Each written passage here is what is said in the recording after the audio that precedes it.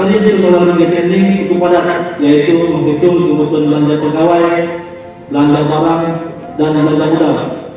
Disesuaikan dengan sasaran yang akan kita capai pada tahun 2023 dan dijabarkan sampai ke dalam bentuk detail kegiatan sesuai dengan tupoksi masing-masing satker dan subsatker, sehingga detail kegiatan yang dituangkan dalam program RKKL dapat dihitung besaran maupun alokasi dukungan anggaran yang dibutuhkan.